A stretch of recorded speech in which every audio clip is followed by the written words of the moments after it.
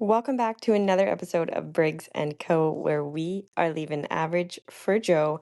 This week I brought on Richard Andries, who is a proud father to two incredible humans, a husband, a director for Rostyle's company, a new studio here in the Edmonton area. It's a street dance specific company and it is really blowing up. So make sure you take a look at the episode notes to see what that studio is all about. He is also the owner of Represent Dance Competition, which is a world-class street dance competition with the goal to educate and inspire to the fullest, specifically about that street dance style. He is also an incredible artist, specifically does handmade custom sacred geometry artwork. And honestly, he is an OG in the area, known for his work with White Chocolate, which is one of the Edmonton's earliest hip hop crews that came around. So built some foundations for what we see today here in the Edmonton area, but also across the country. He is also just a kind and bright soul, so I'm so excited to bring on Richard Andries.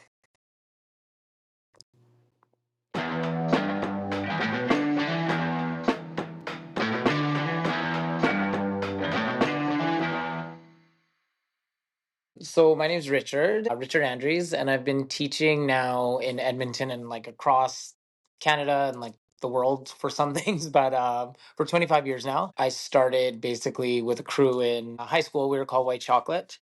And then from there, we started doing shows with one of my good friends, actually, and still really good friend, Harmon B from Urban Metropolis.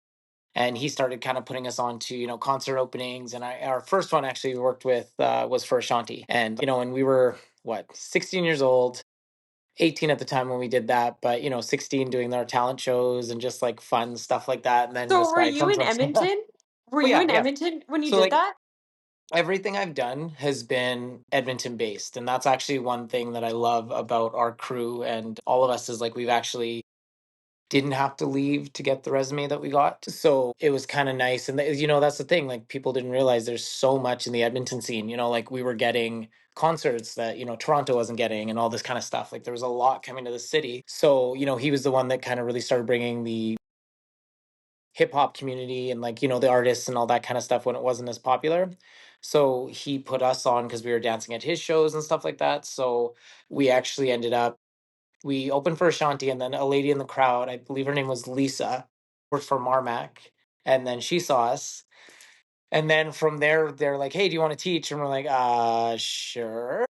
Hey, we've never like at this point, we've never even been in a dance studio. Like my sisters grew up at Edmonton School of Ballet, so we were like the twins. They used to like run around the studio and like just have fun, look at the girls and all that kind of stuff. But then yeah, like we ended up like, full circle. We ended up teaching for the same lady that used to teach my sisters like 2 years later or something. So yeah, it was a definite culture shock. Like, going from our, Tato's basement doing dances to like, okay, now you're putting dances on stage, and we had to like learn that whole thing. And like when we started teaching, we had like five of us. Our whole crew would be teaching one like ballet class. So five of us teachers in the front, all these little ballerinas. And yeah, it was a lot of fun.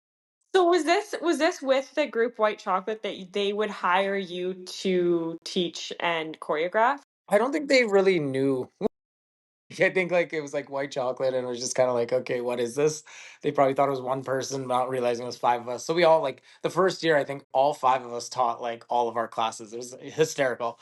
And then Okay, after you that, briefly mentioned your brother. So you have a do you want to just share because there will be a lot of listeners that don't know oh exactly? yeah, yeah, absolutely. So I'm an identical twin brother, or identical twin, sorry. And I have an identical twin brother. We're 1 minute apart. And yeah, like crazy. And like, I don't think we look exactly alike, but most people that see us can't tell us apart. So So, did you both kind of understand that you clicked in terms of dancing and loving it and the same wavelength and just kind of took it organically in the sense of you're just going to take it day by day? Or was there one that was more motivating in terms of pursuing it professionally? Like, how okay. did that look? Okay, so I'll kind of give you some background. So we started White Chocolate because we all went to J. Percy Page High School, and there was a group there. They did a group called like Front Street Boys. So it was a play on the Backstreet Boys, and they do boy band dances. And we were all like the jocks. Like we played every sport, we did everything like that. So at our pep rally, we saw these guys, and of course they went on stage, and all the girls went. To be honest, it was kind of that was the main focus for us when we first started. We're like, hey, the girls will cheer for us, kind of thing. And then, yeah, we did. We were kind of like we loved hip hop, and we were like, okay, 112 was really popular at the time, and I forget the name of the song, but we ended up doing a dance to one of their songs, and we wanted to like basically the hip hop version of what they were doing. So that's why we kind of started our group. And to be honest, like we did very well academically, and that's kind of what we were pursuing post secondary was like academics and sports. And then honestly, this kind of like railroaded us. And we are just like, okay, all of a sudden we're dancers now. And Oh, like, yeah, because like honestly, I had no idea about this world. Like not a clue about this world. So it was just more like, okay, we're doing this. Oh, you can actually make a living off of this. Oh, you can teach classes. Like it was, we had no idea about this. Starting this was never like hey, we're gonna be a professional group or we're gonna do any of this kind of stuff. It literally was just to entertain at our pep rallies. And then it just blew up so big that then we're like, okay, this is a whole other, like sports have their each like niche kind of thing. They all have their own worlds. yeah, It's they like, really do. yeah, they really do. And this we fell into and then just learned as we went kind of thing. But that being said, so, just kind of falling into it, I was in university in sciences. And I remember like all I was doing in my classes was like drawing dances on paper. And I was like, oh, I think I really want to do this. And, I'm coming from two immigrant parents and stuff too. Like education was like, Right. go to post secondary. I'm from a family of professionals and everything. And it was like, go to school, go to school, go to school. This is what you have to do. And yeah, that's when I knew, okay, I think I actually want to try this or like, and then that this is at this point we were teaching a little bit more. So I could see, okay, there isn't just, I'm not just putting myself in the performer category. I'm like, I get to actually teach this art. And that's what I've always been more interested in. Like we had opportunities to go away to LA and do all these kind of things as well, but I just was always more interested in like working with people and teaching it and bringing like proper history to like hip hop culture and everything like that. So, I think your explanation of all that right there just also sums up the reason why I have the utmost respect for you and the people awesome. that you surround yourself with, but Yeah. also the companies that you've built Mhm. and the projects that you've been a part of. And so I would love to spend some time on the pathway that you took to getting to where you are right now because it is one that's very unique and very like wholesome because there is such a good balance of like I mean, I took a peek at your Instagram and your socials, and I know that you do artwork, and then you Yeah. also, you have a business side of yourself as well. Yeah. So Absolutely. just So, diving into those, if you can like connect the dots for me. okay, so basically we started with white chocolate. And then from there, like I said, we were all teaching together and then we all branched out and kind of started teaching at our own studios. And then from there, that's where we start to make our names as individual choreographers. Mm. So from that, being in the dance world and being in competitions, we were at, not naming names, but just it was more like the time that we were doing this. I think hip hop still was called like street jazz and dance competitions. Like it was crazy. Like, and hip hop was around at that point, but to be honest, it's now looking at it, it's probably a better name for what is coming on stage because now there's not a lot of people representing hip hop culture properly at competitions, but that's another Yeah. conversation. But But it's so valid, and I know, like, yes, we don't have to spend too much, but you are so right in saying mhm, that, and also why I think it is so extremely important for the hip hop competitions that we see now to mhm, thrive, because I think it yeah. does give a stage for proper hip hop styles to flourish. So, Yeah. anyways, just to So yeah, to, no, no, that's exactly it. So then now going forward, this is a problem I was seeing at events. It's like, okay, I'm putting out this number, we're using foundation styles like popping, locking, breaking, whatever it is, right? And people are telling us to plie more. And that now that I've been in this for so long, I get it, bend your knees. It makes sense. But it's just like I look at it like you wouldn't hire me to adjudicate ballet, and all these other genres of dance. So why does it get to like cross over into ours?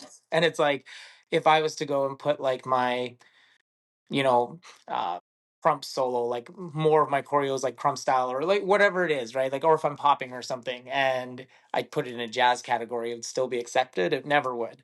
So it's like, you'll see these dancers come in and they're doing jazz and da da da, and like a hip hop or like street jazz or, and again, just nowadays, I honestly don't get it with the, YouTube and everything. Like, just YouTube a video and look up like different styles or something. Like, Right. Access to resources to yeah. educate is so huge. So it is worth even just making sure that that is a point to clarify is like, don't be afraid, even to listeners that are young dancers right now, to like Mhm. do your own research. And exactly 100%. right, like look it up on YouTube. Like Mhm. it doesn't take too much time to do that, especially with our access to our phones Yeah. and our laptops now. And there's just so many people pushing the culture forward, even in this city. And like a lot of people will travel. I travel all over the place and teach and like do choreo and stuff like that. So it's just, it is accessible. And yeah. So, anyways, back to that. So, seeing this at the competition level, I was like, oh, I think we need to really bring in something like for this community. And like now, hip hop dancing is everywhere. Hip hop culture is everywhere, and this is why I started an event now where one of the biggest street dance competitions in Western Canada, even Canada probably now, but we're Hey, called Represent. And we're going on to our, see, with COVID, I don't even know what year it is. It was like, I don't know if we count certain years, but probably like 11, 12, 13, somewhere in there. We don't know how to count it because they're like half events, and yeah, but we've been running for a while now. that's amazing. And we've grown huge. We basically cover all of BC, Alberta, Saskatchewan, and then starting to move a little more east now.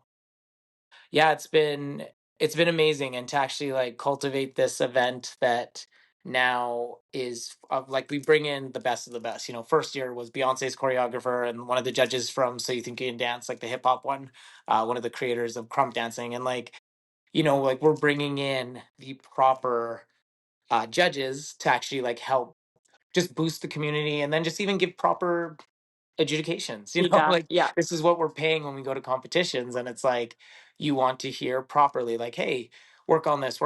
And last year we had a huge famous dancer named Yaya and Kosi, and they both came and just basically sat down the city and talked to everyone about like, hey, this is good in the community, this is needs some work, da da da. And it's like that's super rewarding for me now, giving back and like those resources that I have and connections I've made now, bringing them to the city to help strengthen our community and everything like that. And yeah, so that was my second kind of venture with dance, was basically like creating this big street dance competition. And we call it a street dance competition, not a hip hop one, because we're not doing battles. We're not like, judges pointing left or right to who Right. wins. We are like choreographed, and we're trying to push more, and I know I am talking about like hip hop culture, but we are pushing more of the choreography scene as well.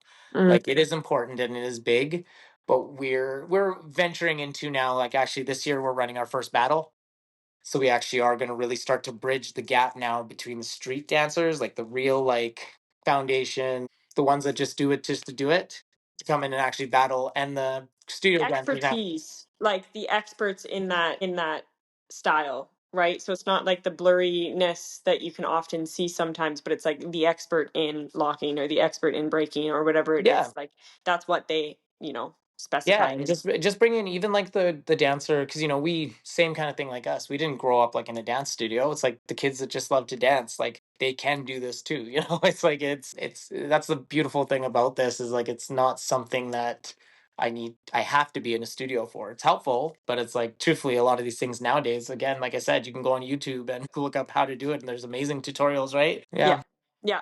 And then and I apologize if you already clarified, but were No, it's you okay. a co-founder or the only one that built the rep I'm the event? founder, and then I'm partnered with Artists Emerge as well. So Okay, they're cool. they're the actual first street dance competition in the city, and they were doing everything on a very grand scale though. Like, it was at the Jubilee, it was huge, it was so like big, and I saw this and I was like, I love it, but I want to keep it more like the hip hop vibe of like a cipher, so like a circle kind of feel. So we did a smaller theater, Meyer Horowitz, that everyone's familiar with at the U of A, and it just brought in that like really tight knit vibe now. We're kind of, excuse me, outgrowing the venue now, but it's still, I don't know if I'm ever going to change it. Like I might just Yeah. do more categories because it's so nice to pack it and then have everyone, feel the love and the vibe of like Keeps hip yeah, hop. keeps that vibe there. Yeah, Yeah, yeah, exactly. for Yeah. sure.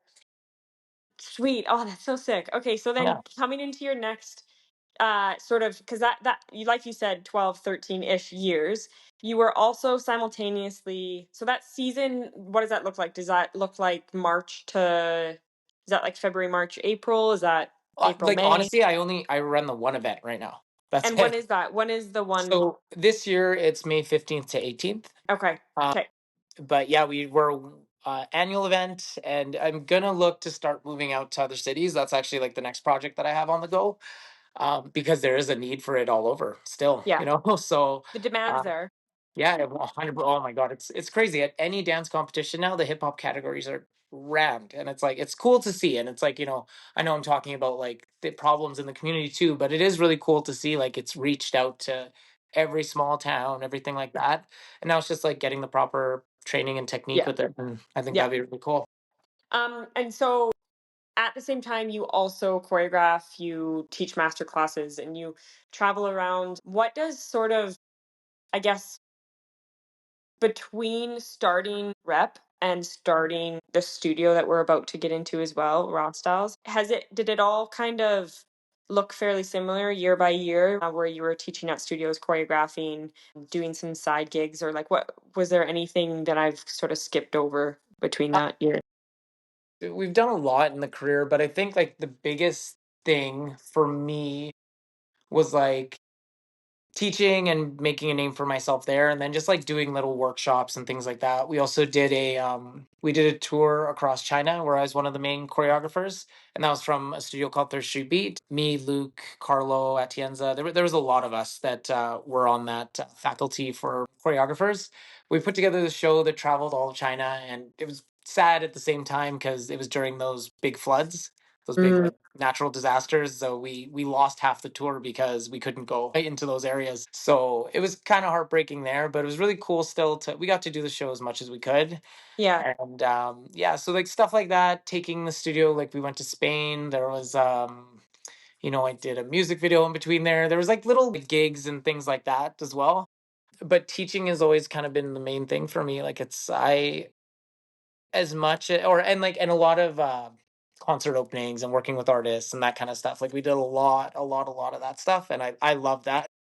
And I think that's something to say, like something to pause and reflect on, at least from my eyes, is to say, Hmm. like, although you are such a sort of legend as a teacher and a choreographer, especially in the Edmonton area, you also at the same time performed yourself, which meant you kind of kept that Yeah. heartbeat going, that thing that's alive within you as a performer. Hmm. Which I know everyone is different, but to me, when I had teachers or figures in my life that kind of dipped their toe into a few different worlds. Like they just brought so much a well-rounded perspective to the Yeah. class environment. And I think it is to say like you having sort of that on stage present allowed Hmm. you to be relatable to a lot of students, which allowed you to be well loved by a lot of students and studios as well. I think that's the difference with hip hop is a lot of the teachers are still very active within the community or within the industry or whatever it is. It was cool, and like that's my kids now and stuff that I teach. They don't really get to see that side of me, but I'll still throw down if I have to. Not haven't been on stage in a while actually. I'm getting an itch for it. We've been talking about doing Maybe like this a is a sign. yeah, I'm well, we've been calling you talking about out. doing a white chocolate reunion. Hey, Maybe let's we'll have to. We wanted to do like a then and now. Like now we're all a lot of us are dads, so it's like put out the strollers, do all that kind of yeah, stuff. But that's awesome. yeah, like yeah, so that kind of transitioning into the next part, before even represent that same guy I was telling you about before, Harmon B actually sat me down and made me watch The Secret. And from there, he actually took me the next day and he's like, "You're opening a business." And it's like, okay. And like, this is terrifying for me. So I actually have my own company as well and that's just my teaching side. So that's called Rhythmic Flow Productions. And my dad actually named that with me. It was sweet. But That's cool. I like that. I didn't know yeah, that. and like no one knows that, but it's just like one of those things. Smart for male dance teachers and everything like that too, to just like protect yourself, right? Like it's that was one of the main reasons with that was just smarter like business interactions with Yes. teaching, you know what I mean? Like, and then even write-offs and everything like that, like protect yourself in a lot of other ways where the government's cracking down on a lot with taxes on dancers and all that kind of stuff. So Yeah. just being smart about that. Yeah. I'm glad that, my mentor kind of showed me that and took me and moved me in that direction because I was like, oh, that's really like a lot of dancers don't hear that. And I've actually had a lot of young dancers come to me about that. And I'll always like talk to them, okay, like sole proprietorship or incorporated company or da da da. So, because it's confusing and it's scary as hell, to be Yeah, honest. it Like, is. it's And very scary. they make it Hmm. confusing and scary as hell strategically. I personally think just Hmm. because they can find ways to screw you over if Yeah. you don't educate yourself and don't find out for yourself. Yeah. And I think that this is a good point to just be like, if it is something that's crossed your mind, Hmm. reach out, find somebody Hmm. or find a resource online where you can dig into it a little bit because it's worth like an hour of your time because later down the road it'll really come in handy. Oh It man, really and will. like yeah, any dance teachers kind of even any genre. This doesn't have to be hip hop or male female, it doesn't matter. Like it's like anyone that is teaching, whoever you are, whatever you do, like it's a very, might not work for some people if your hours are less or if you're not making as much, but it's definitely something to look into. I would actually highly recommend that for most teachers because I don't think we get educated on that properly either. Yeah. No, So for sure. Yeah. yeah. So out of that company though, then Represent came along and then, I've been like so at this point I've been teaching in the city for like 20 plus years. And I've actually like from the get-go, it was always like, why don't you open your own studio? Why don't you open your own studio? And I actually said, like, I don't want to do this. I don't want my own, at this point, Vince Akinyode, he's part of or one of the original members of White Chocolate as well. And he had opened Eye Candy at this point and they're killing it, winning competitions, doing all these big, amazing events. And still people are like, "Oh, why don't you do your own thing?" I'm like, "Nah." I just, I'm good. I'm enjoying what I do and I like working at the other studios and not having that like overall or overhead kind of role Yeah. in the company. And then, it just started to dawn on me during COVID. I'm like, "You know what? I was having some really successful years and classes and stuff and I'm like, I would love to like just put this out there and see who would love to do it." So we were out in Saskatchewan actually teaching some really small towns like Robert, Macklin, and all that. And I was there with my good friend Josh Capelong, and I was telling him about this idea. And then we were just sitting in the pool listening to music, and I just looked at him. I'm like, "Do you want to do this with me, man?" Because I'm like, we come from the two different sides. Like I was at the 3SB, he was with the core, and we kind of already always had that divide. Like there was dancers that dance here, dancers that dance here. It was just stupid because all of us teachers were all such good friends, but the dancers themselves made it this beef or like you guys are dumb but This invisible like yeah tension. and we're like Yeah. but all the teachers are friends but you guys are making it this like huge competition that you have to win. So anyways, like Josh was kind of finishing up teaching there. I was finishing up teaching at 3SB, and we were like, okay, let's start something new and like that's for us. And we put in the work in the city for God knows how many years, right? And yeah, that's we've started Raw Style Studio, and that's now it's kind of like the RA, like Ra, like the god of one of the Egyptian gods or whatever. It's also my initials, Richard Andries, and then it's a play on like raw styles of hip hop. So Yeah. like kind of like the nitty gritty, like the bringing in like more of the culture into that kind of thing. And then our whole thing is inspired by ancient Egypt. So our classes have Egyptian god names and all that. It's kind of personal to both me and Josh. So That is so yeah, sick. When I yeah, first heard that name, I was like, that lands, that sticks. I yeah. Like loved it. I love. I still like. I think that's one of the coolest names.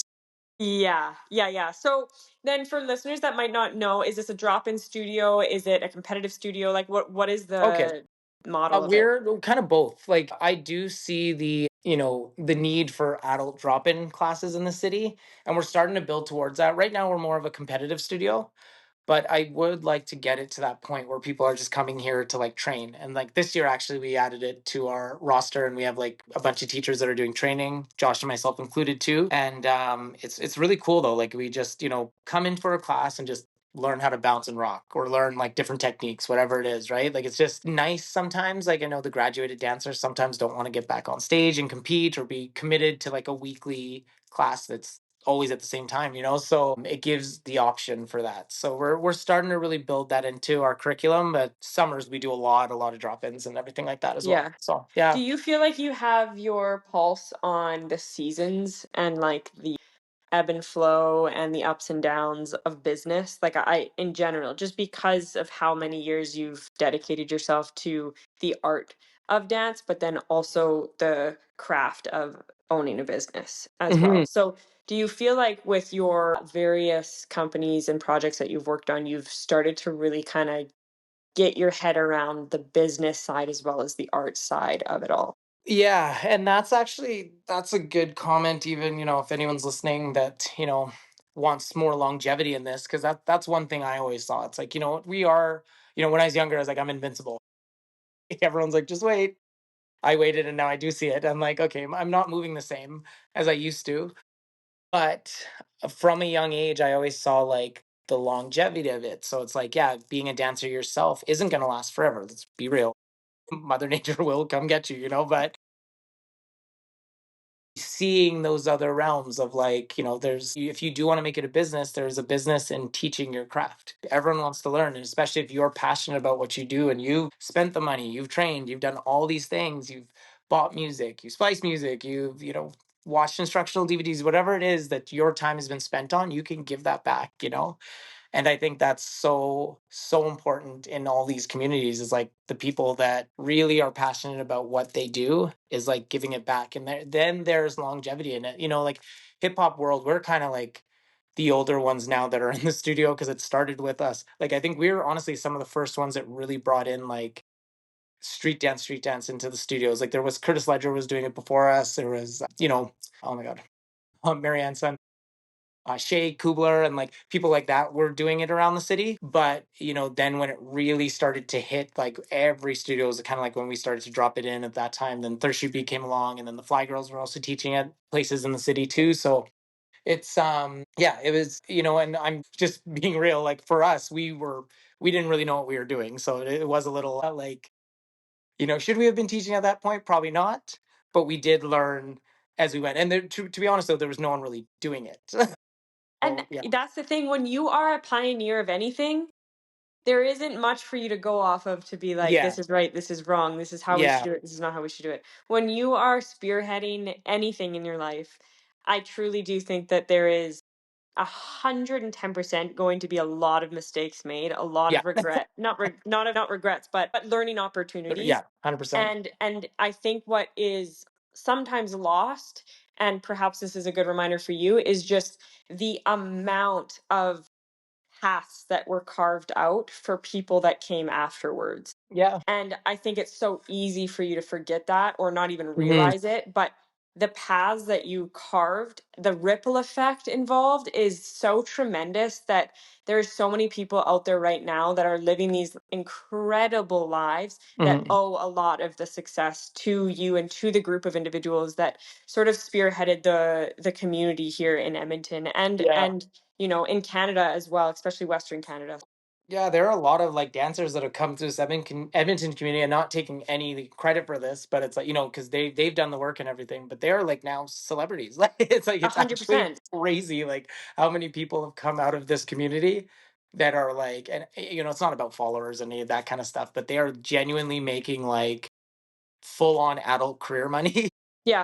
doing this, dancing, teaching, artist, whatever it is. Like they've just, and I've had the beautiful thing is, though, I've had a lot of these people reach out to me and be like, if it wasn't for you, I wouldn't be where I am. And I think that's one of the coolest things. But that side, but then also like, I had a mom come up to me and she was like, my son was really antisocial and like didn't have many friends. And then he did a little class with you and he went outside and showed some kids his moves. And now she's like, I was crying because like now he has friends.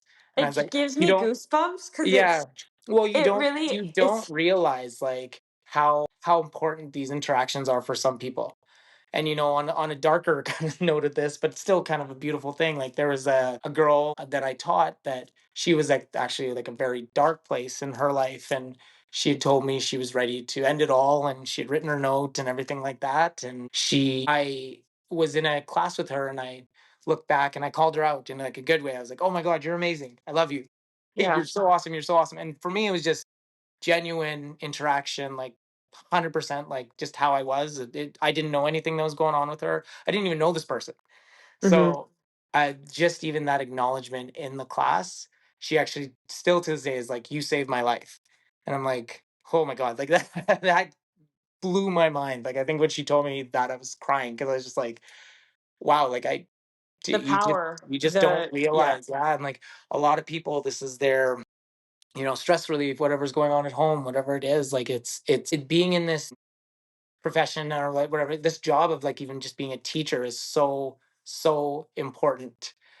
And it's something that like I have been on the other side too, where I'm just like, get me through this class, like it's like mind the numbing, human but comes out. it's Yeah. the yeah, the human side of you too. But it is such a rewarding path, and that's why like a lot of doing this from the age of like 16, so many people like run into them, they're like, "Oh, you're still dancing?" I'm like, "Yeah." I'm like, "You should see what I'm doing," and like what I I'm hope until the yeah, day I die. Yeah, yeah, because yeah, I and think it's that I don't know who I was talking to about this the other day, but dance is a form of expression.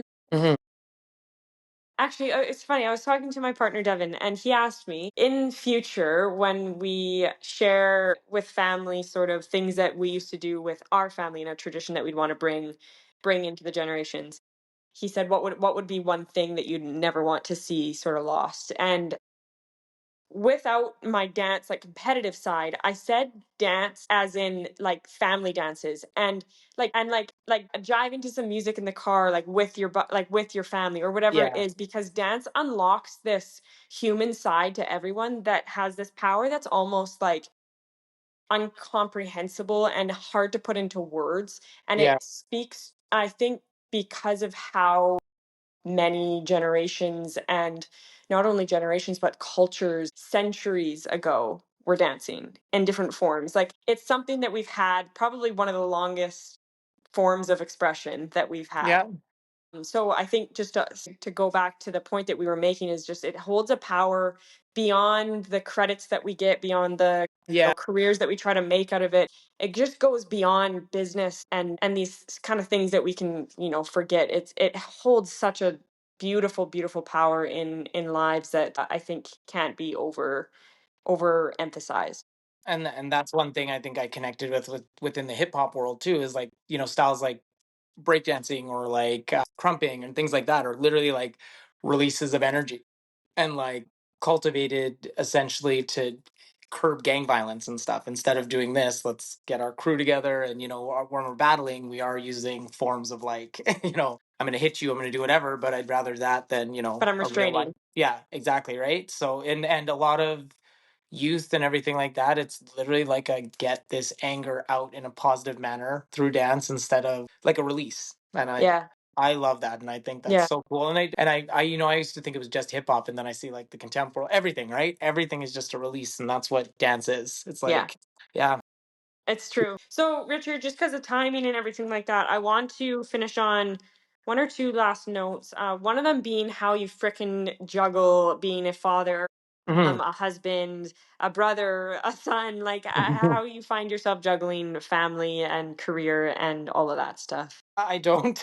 Yeah, yeah. um, it's honestly, it's like hectic. It's hectic right now. Like I was going absolutely crazy when my children were really young, and it was like a lot of people didn't understand this. Was like I was home with the kids and the babies during the day, and then because my job's always at night, I work after school kind of thing. So home with kids all day, teaching kids all night, and no adult time kind of thing. It was really hard, and it was really hard to like juggle and find those things. But now, my youngest son is in kindergarten, so next year he'll be in grade 1. But for the last 2 years, we've had him in daycare. So at least like during the day, I have some time to myself and to get back to things. And with teaching competition before like I had the studio, like it was absolutely nuts. But you find the time and you make the time, and like I've just had this huge shift even in my world now, and it's I think everyone in the world right now is just finding like we're on our phones too much. And I think that was one thing that I was like, why am I on Instagram right now? Why am I doing this? And that's actually, you know getting ahead in this career, I know it is very important to have a social media like background and everything too. But if you look me up, I don't have tons of videos anymore. Like there was a point where I was like really, really going for it and everything like that. But I just kind of had to disconnect from that world, and like it doesn't matter what people like, like I've built a career that, people talk about me, and then I'm booking my jobs like that. It's probably not going to be off video, mind you. It would be, I'm sure it would go a lot further in my reach if I did, focus on that. But yeah, I'm finding like that kept me off my phone. Just being like dedicated and trying to like be there for the family, the kids, everything like that. It's a lot. It's a lot. It's like, not gonna lie, it's not an easy thing to do, but Would you say you're good at like being where your feet are?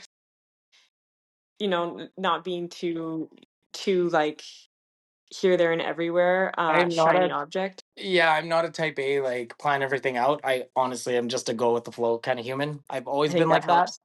which is not the best for relationships sometimes and stuff like that. But no, like, I just have always like, earlier you said something about like, oh, you're doing art and stuff. Like, this is just how my life has been. I've been very like, I try not to worry too much about I control what I can that's in front of me. Like the sitting and worrying about something that, like, all these possibilities of the future, it's like my energy could go there, my energy could stay dedicated to what I can actually change that's in front of me. And I think that's super important because, like, oh, what am I going to do? Where am I going to be in 5 years? Like, it's, don't get me wrong, I still have that stuff written down too, but my thoughts aren't always there. Mm, So like where I'm like what I'm thinking about is like, okay, right now, what can I change that I can actually change that's in front of me? Not possible outcomes or things like, oh, this could happen, this could no, like where I'm at right now, this is what I can do. mm. And yeah, that's like my that's one of the things that keeps me going, right? Kind of, yeah. I was just gonna say that's probably one of the biggest things that allows you to be a dad, be a husband, and then also be the figure that you are in the dance community as well. Yeah. To wrap up, I do like to ask a few like lighthearted random questions. No, go nuts. Yeah. I the my one of my favorite one is just death row meal, and I usually start off with that one. So I don't know if you're a foodie or not, but I feel like you cook as well, but I could be Oh yeah, wrong. yeah, it's part of our Yeah. culture too. So then maybe I'll change it. I haven't actually asked anyone this one, but what is your favorite dish to cook? So, okay. Well, first off, like you can cut this out too, but I do actually have still like 40 minutes. So you don't have to go like super fast if you don't Okay, have to. cool. Yeah. Okay, good. But yeah, no, my favorite thing to cook. So recently I went vegan. And so I've actually like this is where I learned I have unbelievable self-control because we're from like my family's Caribbean, like we're from Guyana. And yeah, we like meat is the staple. So especially like stepping away from that. But it's been, I think, 5 or 6 years now. I haven't had meat. Oh, and that was honestly, again, another little thing for people teaching, but you're done teaching at 10, 11. What's there to eat? McDonald's, right? Like, and it was getting too much. So I just kind of decided, I was like, oh yeah, I'm going to try this. And like, even I also, another side of me, like the art world, and I actually kind of in the spiritual world and everything like that, as like Yeah. a Reiki practitioner and all that kind of stuff as well. Um, it just, to me, it was just an energy thing. I'm like, okay, I don't want to put things inside of me that are, you know, killed essentially. Yeah. I know there's a big discussion and debate on that, but it's just that just worked for me. And I always thought there's no way I could survive like this. But switching my diet, I actually like found I had more energy, which is insane because I already have a ton of energy. But Did you consult anyone when you nope. did it? Was it something that you kind of like did you like cut it out completely like one Monday morning you were like I'm done with it? Yep. Or did you kind of test it out, go vegan for a week and then flip back? Like what did that look like? So I think I went pescatarian first because I thought I couldn't give up sushi or fish or anything, and then I was like, okay, then I'll go vegetarian. So then, but it was like still just going hard on like eggs and cheese just to satisfy Yeah. that need. And then I went vegan, and then I remember it was like my birthday, and we were out, and I couldn't drive, and my friends were like, we're not going to drive you home unless you eat a donair. So obviously, I wanted to, so I did that, and then The donair getting ya. for life most likely, and yeah, that's where I'm at right now. So still haven't eaten meat. Is your wife and family also vegan as No. well? So my thing is like everyone can make their own choice. I grew up eating meat. They can make their own choices. When the kids ask me like, "Oh, why don't you?" I'm not going to tell them the hard facts. Like they. But I'm like, yeah, it's a pig, it's a cow, like whatever it is they're eating. Like I'm very honest about You're it. just sitting at the you're sitting across from them at the table like mocking them. No, but I still like, like I said, I'm not going to enforce, my even my upbringing. My mom's Muslim, my dad's Catholic, and like they Yeah. never forced religion on us. They're Yeah. like they can find their own path, and I kind of like use that to guide a lot of my future, and like even with my kids and stuff now, I want them to make their own choices too. Yeah. Do you see yourself as, this is another kind of random question. Do you see yourself being a glass half full or a glass half empty kind of guy? Oh my god, I don't even know. Full, probably. I'd say full. I don't even know what's the difference. Like, would I Looking look at at the it as like, world oh, like it's there empty? is, I think being like, this is a shitty situation that I'm in, Mhm. and not seeing the light of it, not seeing the opportunity in it. Not, that's how I look at glass half full, glass half empty. Like, you Yeah, know how recently I've been, this is so cheesy, but failures, I actually don't say, I say learning opportunities, because I truly believe that all failures are just a learning opportunity. It's just a little switch yeah. in your path. So I feel like that's just an example of like glass half full mentality. Yeah, that would be my mentality, and like I'm very like cautious now too of just even like the language that I use. It's like Right. you speak a lot into existence, so it's Yeah. like, um, yeah, and I have some crazy stories from just stuff that has like shaped me in this path. I've had a lot of things that have just happened that are there's no way to explain it, and it's like Well, it's I kind think of when you are, and sorry to cut you off, I just no, think it's when okay. you Yeah, are living a life that is out of the box, yeah, that is so unique and creative, and you're surrounded by unique and creative individuals as well. yeah. I think that the world will only present you with these mysterious things. I believe that. I do too. And like another thing is funny. I was actually talking to some of my like 16, 17-year-old students about this. I'm like, okay, how many of you guys drove here today? And they all put up their hand. And I was like, okay, how many of you guys remember what happened when you drove here?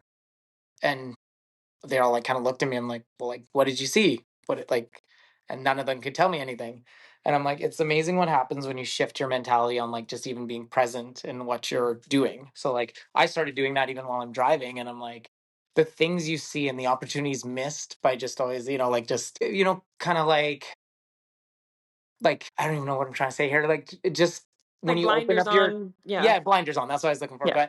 But when you really open up and you're just very aware of everything around you, I think a lot of things change. And like that's where you start to see a lot more opportunities. Like, oh, maybe I could teach, or maybe I could do this. And it's like there's Mm, little things nudging at you, and like, are you gonna actually pick up on it, or are you just gonna be like with now, like focused in your phone kind of thing? yeah. Like, where's your attention at kind of thing? Yeah. 100%. Yeah. I actually couldn't agree with you more. We Yeah. miss so many of the world's like opportunities, unlocked Signs, doors. everything like Yeah. that. Yeah, Yeah. 100%. Yeah. Because it's just like where our attention is. So I was just telling them to just be to try and be more present, and yeah, see what Yeah. happens. Yeah. Another question, are you more of a book or movie or sort of show person? I wish I was more books, but I just, and it's an excuse. If I wanted to, I'd make the time for it. I like lately it's just been the, you get home so late and like watch a show or something. But I try and like see, even speaking this now, I need to get back into this more, but I love watching like my documentaries and like things on like a lot of things on life. Like Yeah, I yeah, love yeah, yeah. different perspectives on just what life is. I love that Yeah. kind of stuff. I agree with you. And actually, like the documentary side of things, if you were to scroll through my Netflix account or anything like that, like the suggested for you is usually just these random documentary series. But when I was in Miami, I was kind of sick of the US Netflix that it was offering me. I just didn't really love it. So then I started to get into YouTube, and I was like getting really hooked actually because Hmm. of the amazing production that unrepresented individuals are starting to create, and they're absolutely incredible productions. They Hmm. take their own time to go do these documentary films, and I found myself actually like signing up for the subscription for YouTube, and you get to like download the whole thing on, so I watch it on flights, I watch it when I'm running, like whatever it is. um yeah, the documentaries, that hit home to me because I really am a huge fan of that as well. Yeah. And now I'm kind of like trying audiobooks and stuff a little bit more, like for the books I really want that, I have a whole thing sitting in my like bedside table, but I'm like, I Yeah, gotta actually make the time and get to it. I'm listening to Bill Gates autobiography right now, which is pretty good actually. What is a pet peeve of yours, or a few pet peeves of yours? Do you have any? I want to say I'm like super zen and like, but no, obviously I have pet peeves as well. Like in what way? Because there's like dance or like just life or No, no, just life. This is just life chat. okay, This life, is just life. like Yeah, this is as casual as it gets. I don't even know, man. Like irks you in a way that doesn't irk other people. I just like genuine people. I think that's like one of my biggest thing. I just hate this like, sorry, not hate. I strongly dislike just pointless conversation when like especially like, what you've been saying, doing a job like we do. Everyone just always wants to know everything about it. I'm like, okay, do you really want to know, or is it just like, hey, am I doing This better than you, kind of thing? And it's like, okay, it's that's a pet peeve. I'm like, if people, you can see when people are genuinely interested and like they genuinely want to know about like, hey, what are you doing? What's going on? And I find myself now crossing the street when I see people, and it's Edmonton's smaller, but especially being an identical twin, that doubles my range of like people to know, right? So I cannot tell you the amount of times it's hysterical. Like it's like people come up to me and talk to me, and I have full on conversations with them, and I have no idea who they are, not a clue. Like I have a story from university. I was heading into my lecture, and this guy pulls me aside, and he's like, "Oh, Rich, I got to, or sorry, oh, Daniel, I got to talk to you. I got to talk to you." And I'm like, and before I could even tell him, I'm sitting there on the bench with him.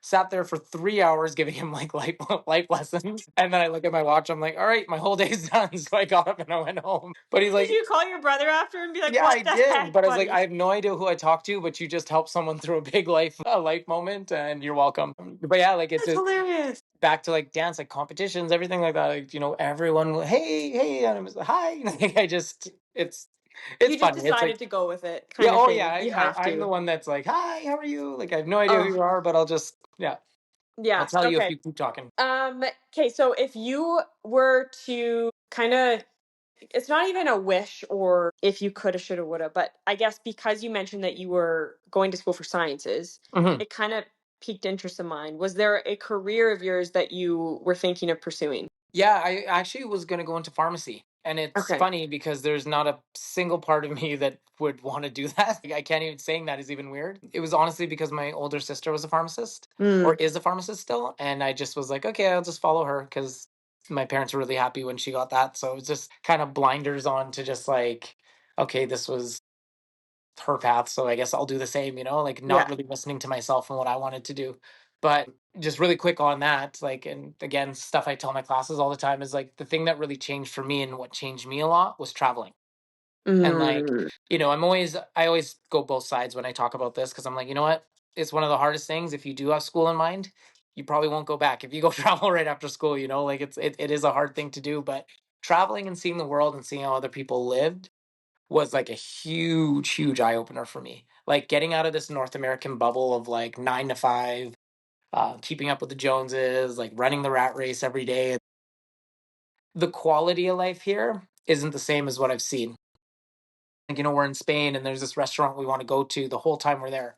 Every time we go, closed, having a nap. Like they put their quality of life ahead of everything there. And it was just like, it was really nice to see that. And that's when I was like, okay, maybe this isn't about like just running and making a ton of money. Like, is that really going to make you happy, or are you going to do what makes your soul happy, kind of thing?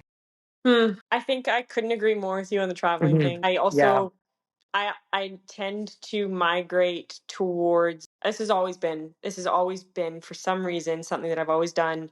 Growing up, I always migrated towards people that were older than me because I was like mesmerized by what they could share because they went through some things that I haven't gone through. And I didn't really understand it to that level. I didn't know why I liked talking to people that were older than me. Yeah. But I find myself now, like when I, not even now people that are older than me, but people that haven't traveled the world, I can Hmm. tell immediately. Or people that, not even the Mm. world, but people that haven't like Left. explored different things. It's just different types of conversations, I guess. But yeah, I 100%. can't agree more with you. Okay, last one. If there was one characteristic, personality trait, if you will, that you could sort of cast upon everyone in the world to have, what would that be? Just to be kind. Like, honestly, like, times are hard right now for a lot of people, whether it's work, whether it's like mental issues, mental health issues, like, whatever it is. It's like, I find, you're out for coffee and someone's like yelling at someone working there. And it's like, are you kidding me? Like, what's rubbing you? so wrong that like you have to ruin someone else's day. And it's just like, no matter what I'm going through, I will never treat anyone like poorly. It's like that is one thing I'll pride myself on and hold with me is you will never know something's wrong with me. It could be a good or a bad thing, but you never would, because I'm going to treat you with respect. It doesn't matter who you are. And that's another thing. Like, I don't care who you are. I don't care if you're a celebrity. I don't care if you're someone that's coming to take my class for the first time, a little kid, an older person, whatever it is. You treat everyone with respect. And that's kind of, my parents really instilled that in us growing up. And it's something that I hope people also see in me, because it's like, I I will never be one to like ruin someone else's day or like something like that. It's just like, be kind. It's a very simple thing, but it goes very far. Like, that what we were talking about before, that one little gesture of, I could have been having a bad day and not been nice to the kids in my class or something like that. But it's like, leave it at the door, like you can always be a good human. Just be a good human. Yeah. We preach this at our studio as well. It's like, just we're we're a competitive studio, but all that goes behind trying to make better humans and better individuals. Like, Mm. we can, again, coming back to dance, it's like we can do everything we want to do, kiss butt, try and like, oh yeah, be disingenuine for what, like just to get a little bit further ahead. And it's like, is that really going to do something? Like if you're a genuine person and, you are genuine about your craft, everything like that, I think that's always going to push you further in life. And even outside of dance, just be a nice human. That's it. Like, Yeah. honestly. Yeah. Yeah. Um, Thank you so much, Richard, for taking the time for sharing your journey. This has been actually such a pleasure and eye-opening conversation for me. Mm. So I am going to add in this show notes on the episode notes, the things sort of that you have on your socials already, if that's okay. Yeah, of Is course. there anything else that listeners should know about you, should have to reach out, like anything like that, or is it just sort of the socials that? I'm literally, yeah, the socials is the best way. Like, my stuff is private, and it's just because with family and kids and stuff, honestly, I don't post much, to be Yeah. completely honest. But yeah, Yeah. my personal is the RFP Richard, so my company name RFP Richard, and then the main ones that I use are like Represent Dance for my competition, Raw Styles Company for the studio, and then LITCT art. So Love is the Common Thread art is the stuff I do on like more the spiritual tip if you're into that I stuff. highly recommend that. That Yeah. is, I Yeah. love that. I love that. Right. Well, thank you. Thank you so much. I know you have a Of busy course. schedule, but it Yeah, was an no, it's absolute all good. pleasure. It's all good. Thank you so much for having me. Like, honestly, it Yeah, was nice to catch up a little too. So, exactly. All right. Take yeah. care of yourselves. Okay, you too. Okay, bye-bye.